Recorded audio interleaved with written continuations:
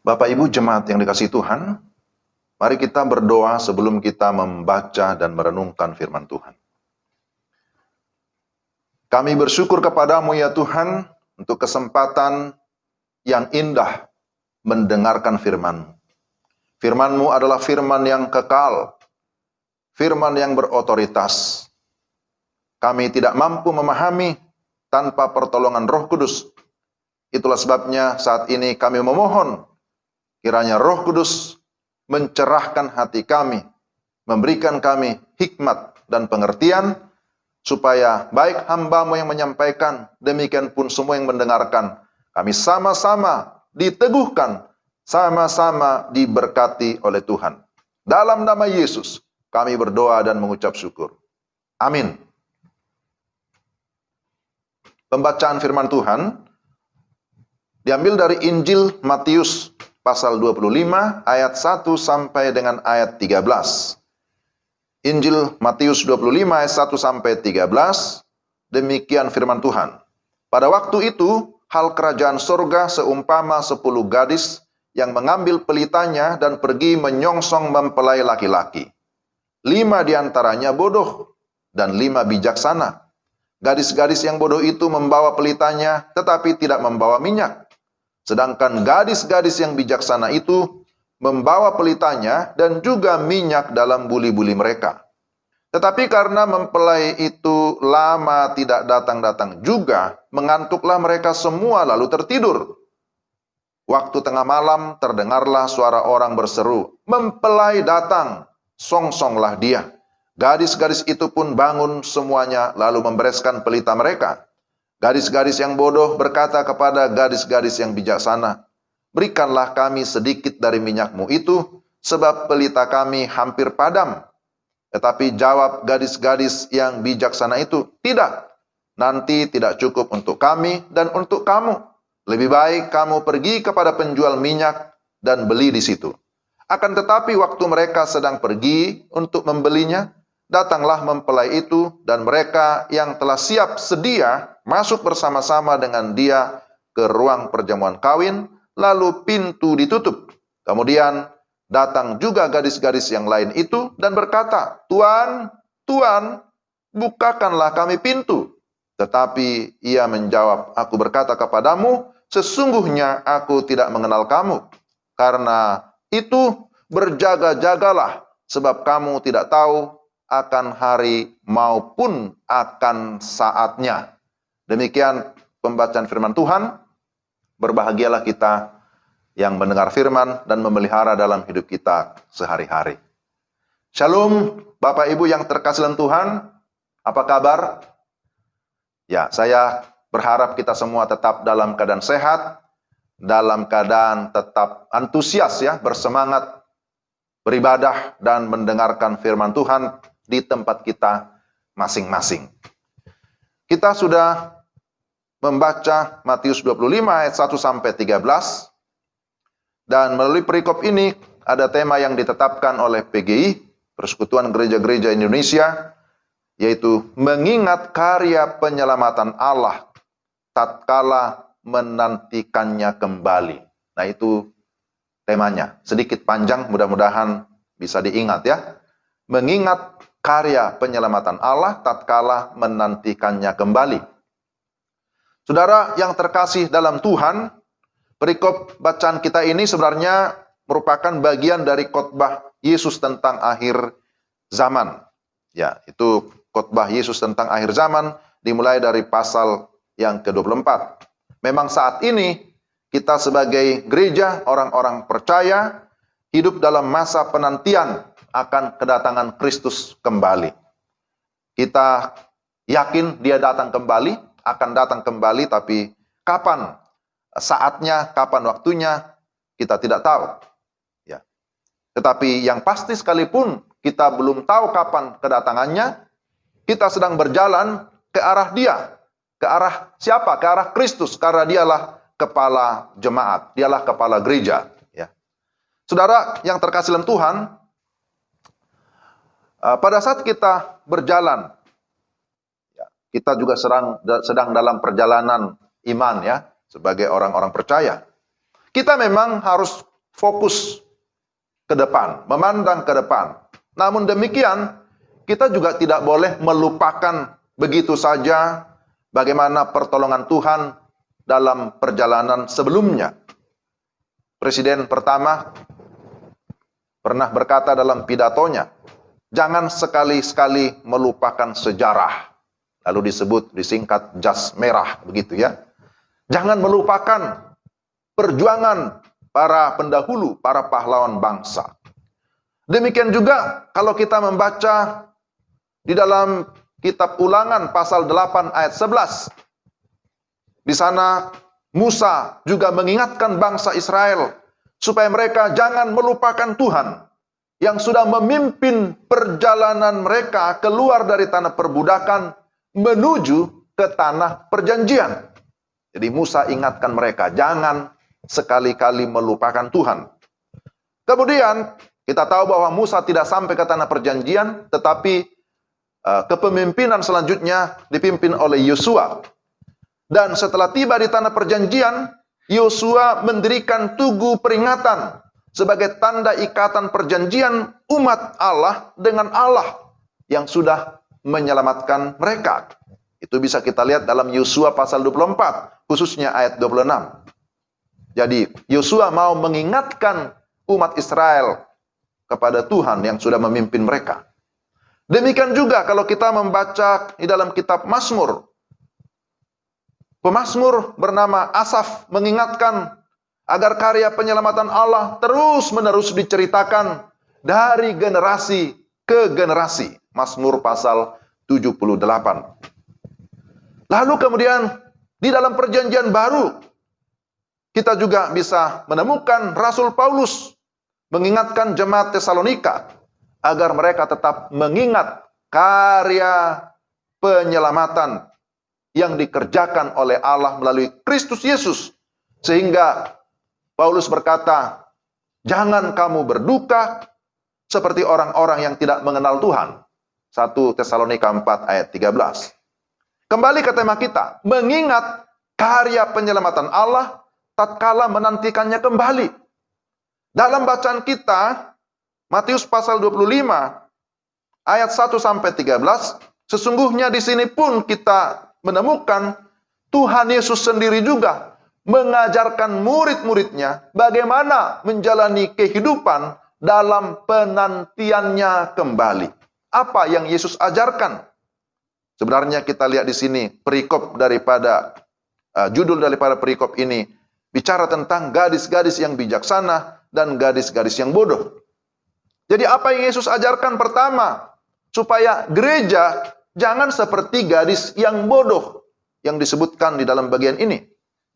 Saudara, Tuhan Yesus menceritakan sebuah kisah 10 gadis pengiring pengantin yang menurut kebiasaan pernikahan setempat pada waktu itu menyiapkan diri menyambut kedatangan mempelai laki-laki. Perumpamaan ini merupakan cerita yang menarik ya.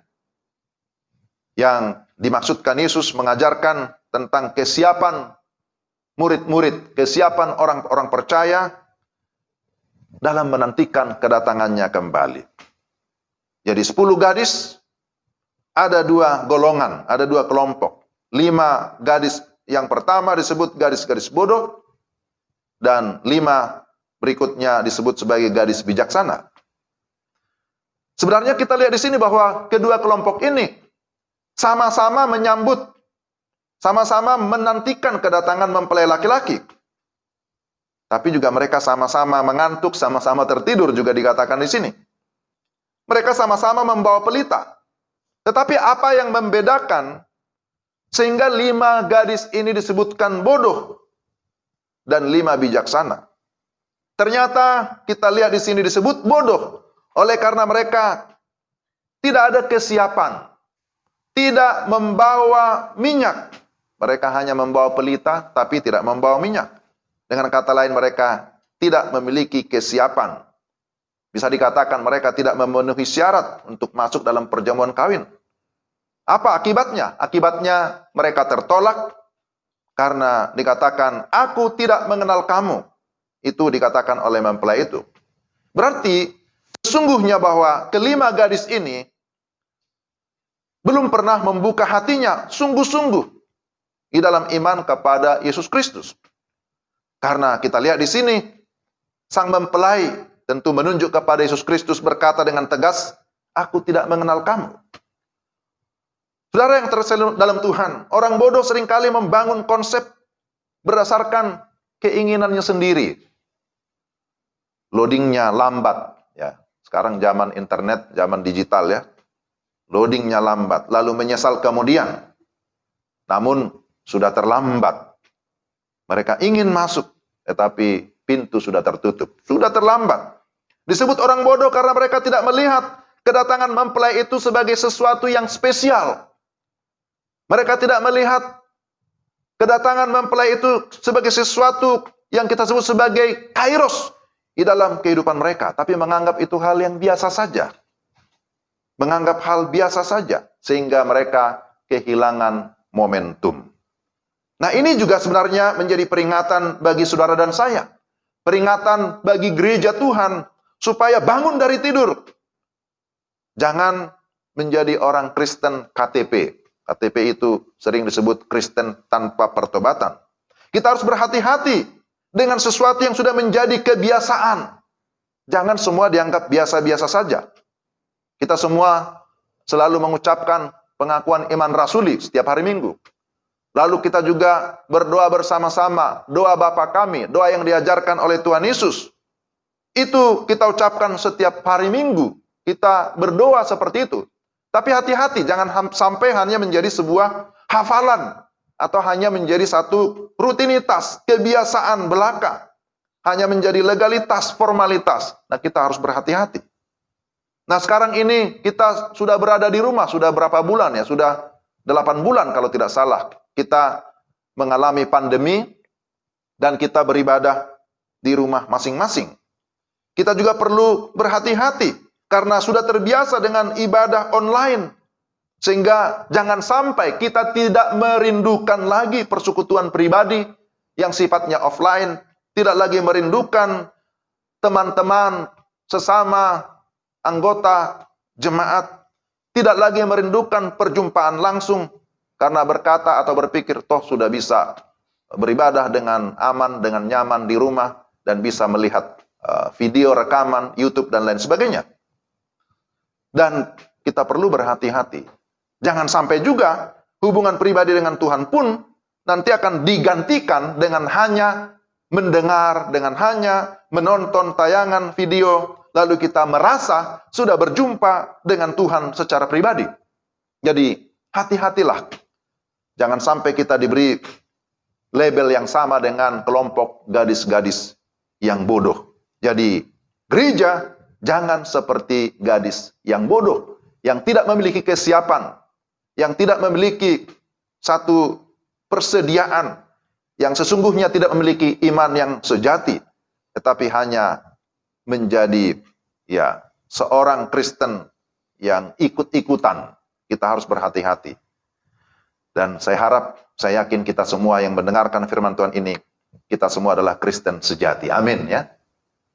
Bukan KTP. Bukan Kristen tanpa pertobatan. Lalu yang kedua, gereja haruslah seperti gadis yang bijaksana. Mengapa mereka disebut sebagai gadis yang bijaksana? Karena mereka memiliki persiapan ataupun kesiapan yang baik. Mereka disebut bijaksana karena mereka sekali lagi memiliki persiapan, memiliki kesiapan. Mereka menyiapkan pelita, tetapi juga mereka memiliki stok minyak yang cukup. Sekalipun mereka menunggu sedikit lama, tapi tidak menjadi masalah. Karena mereka sudah memiliki stok, sudah memiliki persediaan. Beda dengan gadis yang bodoh, yang tidak mau repot dengan membawa minyak segala gitu ya. Jadi kesiapan itu dihubungkan dengan pengetahuan yang benar tentang pribadi, tentang siapa yang kita tunggu. Kapan kedatangannya, dan juga adanya kerinduan untuk berjumpa secara pribadi dengan yang ditunggu. Dalam hal ini tentu Kristus. Dan ini penting. Karena itulah kita perlu belajar Alkitab sungguh-sungguh. Supaya kita tidak salah memahami tentang firman Tuhan. Karena dikatakan kita tidak tahu kapan kedatangannya. Tapi dia pasti akan datang. Maka kita perlu mempersiapkan segala sesuatu. Lalu berikutnya kita melihat bahwa mereka memiliki komitmen yang sungguh-sungguh. Mereka tidak hanya sekedar ikut-ikutan, tapi mereka sungguh-sungguh mau ikut, sungguh-sungguh mau ikut di dalam perjamuan kawin itu. Jadi sekali lagi, orang bijaksana tidak hanya sekedar mau ikut-ikutan, tetapi memiliki komitmen yang sungguh-sungguh dari awal sampai akhir. Komitmen yang dibangun di atas dasar iman yang teguh. Dan orang yang memiliki komitmen adalah orang yang memiliki hubungan yang akrab, yang intim dengan Tuhan. Hubungan yang akrab dengan Tuhan, baik di dalam doa maupun di dalam firman. Maka Tuhan Yesus pernah berkata, jangan membangun rumah di atas pasir, tetapi bangunlah rumah di atas batu karang yang teguh. Di atas dasar fondasi yang teguh. Dan harus mau mendengar nasihat ataupun ajaran, sehingga kita menjadi orang yang bijaksana. Tapi berikutnya yang kita lihat bahwa orang yang bijaksana adalah orang yang mempergunakan kesempatan dengan baik. Pasti Bapak Ibu sudah sering atau sudah beberapa kali mendengar istilah kronos dan kairos. Bahwa waktu disebut kronos adalah waktu yang terus berjalan, terus bergulir. Tapi kairos itu adalah merupakan satu momentum, satu kesempatan. Efesus 5 ayat 16 berkata, pergunakanlah waktu yang ada karena hari-hari ini adalah jahat. Jadi kata yang dipakai di sana, pergunakanlah, exagorazo, adalah istilah dalam perdagangan pasar, yaitu menebus. Tebuslah waktumu. Menunjukkan aktivitas yang hebat, yaitu mengambil cepat-cepat semua kesempatan yang bisa diambil. Tidak membiarkan lewat begitu ya. Inilah yang dinamakan sebagai kairos. Ada ungkapan yang menyatakan bahwa orang bijaksana adalah orang yang mempergunakan atau memanfaatkan setiap kesempatan dengan baik. Orang biasa adalah orang yang menunggu-nunggu kesempatan. Tetapi orang bodoh adalah orang yang membiarkan atau yang membuang kesempatan itu lewat. Maka di sini saudara, kita perlu ada satu disiplin rohani, disiplin waktu. Karena hari-hari ini dikatakan adalah jahat. Seringkali kita gagal mencapai sesuatu karena kita seringkali menunda dengan berkata, nanti saja. Mau melayani, nanti saja setelah pensiun. Atau berkata, santai saja, toh tidak ada yang dikejar.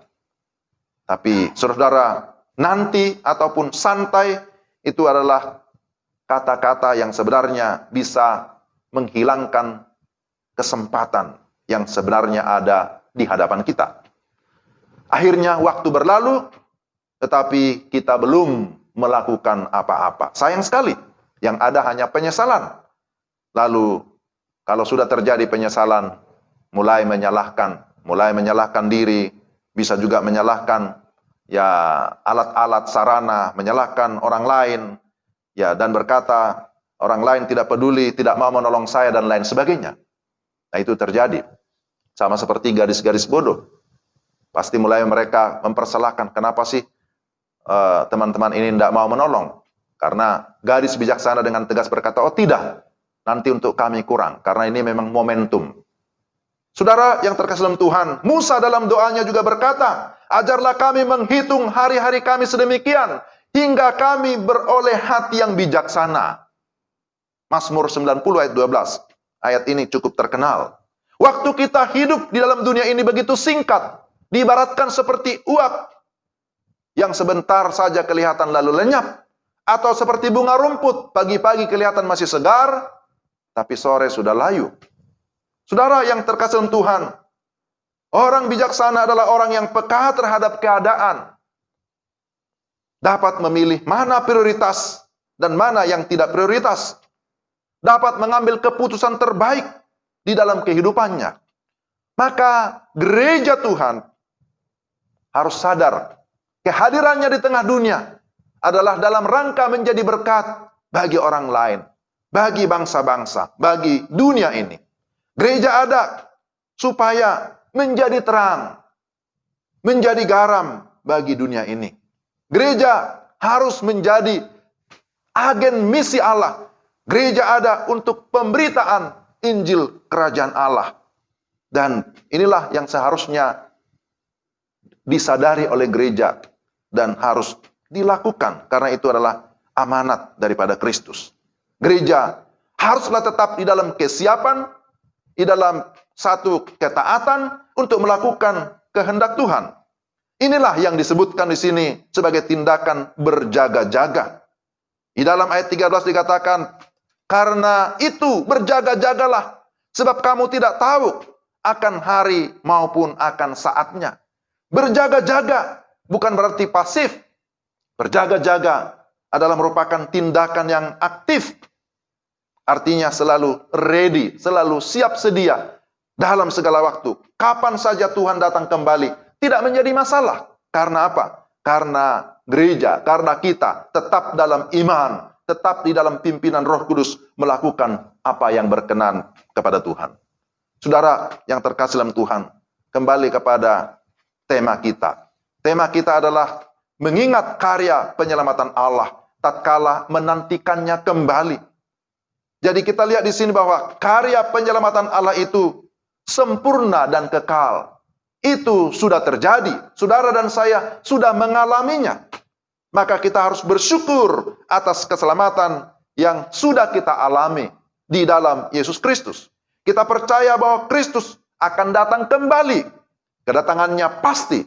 Namun kita tidak tahu kapan persisnya dia akan datang. Karena itu saudara, berjaga-jagalah, siap sedialah. Menjelang kedatangannya, mari kita proaktif. Melakukan segala sesuatu yang Tuhan mau. Melakukan segala sesuatu yang Tuhan kehendaki. Memiliki cara hidup yang benar. Pola pikir yang sesuai dengan kerajaan Allah. Kita tetap di dalam iman. Dan kita melakukan tindakan iman. Hidup melayani. Hidup bersaksi bagi kemuliaan Tuhan kita Yesus Kristus. Hidup berjaga-jaga. Itu juga berarti kita memiliki bukan hanya iman, tetapi kita juga memiliki pengharapan terhadap kedatangannya. Hidup di dalam pimpinan Roh Kudus sambil menantikan kedatangannya.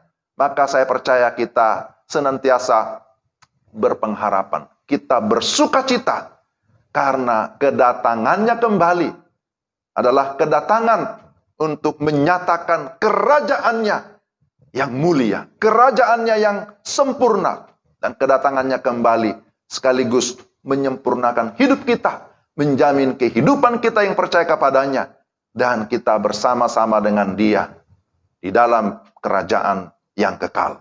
Kiranya firman Tuhan hari ini boleh meneguhkan iman kita.